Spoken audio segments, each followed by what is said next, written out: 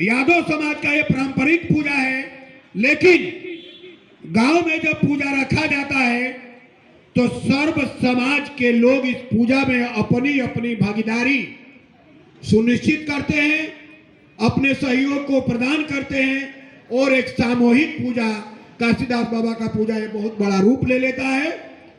मित्रों, बहुत कुछ आपके बीच में नहीं कहते हुए एक बात जरूर कहूंगा कि बहुत लोग जब हम मार्केट में घूमे, एक दूसरे से मिले, तो लोगों को बड़ा वाला पूजा करने की मन के अंदर जिज्ञासा हुई है। लोगों ने अपने जिज्ञासा प्रकट किए हैं।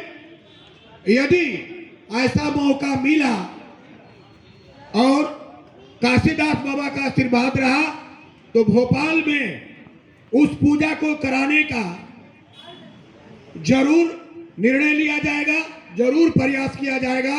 एक बार पुनः काशीदास बाबा का जयकारा बोलते हुए मैं अपने बाणी को विराम दूंगा। बोलिए काशीदास बाबा की, बोलिए काशीदास बाबा की।